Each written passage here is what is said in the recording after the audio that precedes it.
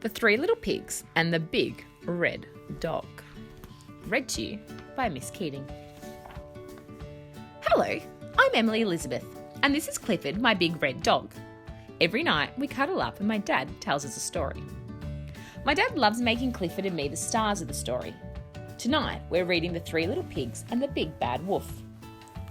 Once upon a time, Clifford and his best friend Emily Elizabeth moved to a new village. They were excited to meet their neighbours, the Three Little Pigs. They'd even baked a pie for each pig. Achoo! Just when they were about to leave, Clifford let out a horrible sneeze. Clifford's sneeze rattled the whole house. "Clifford," Emily Elizabeth cried, "you're sick. You should stay home and rest." But Clifford wouldn't stay. He wanted to meet his new neighbours. Emily Elizabeth and Clifford arrived at the first little pig's house. This house was made of straw. "By the hair of my chinny chin chin, it's my new neighbours," said the first little pig. Just then, Clifford felt another sneeze coming on. He huffed and he puffed until, achoo! He blew the straw house down.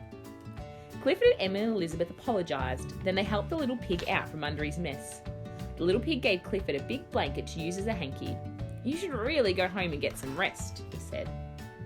Clifford couldn't go home. He had to meet his other two neighbours and deliver the pies. And he wanted to help fix the little pig's house first. So Clifford, Emily Elizabeth and the first little pig walked to the next pig's house. His house was made of sticks.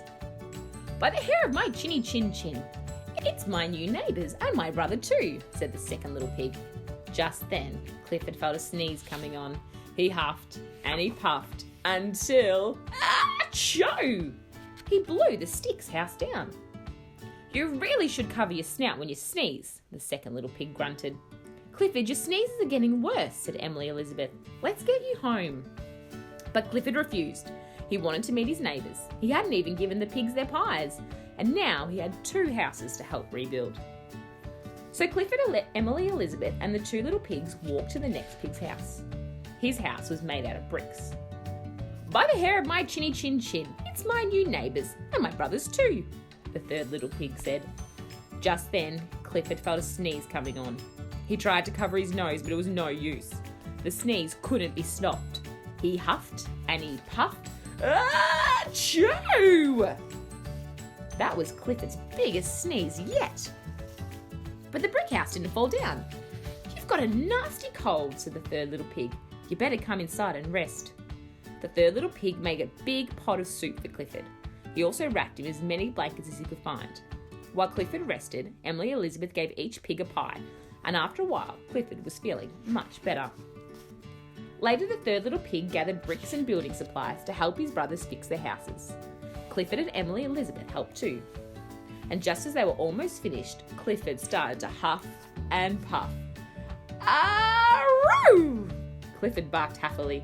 He was feeling back to normal, and he was happy to help his new friends. And the three little pigs? They were happy too. And now they had houses Clifford could never sneeze down. The end.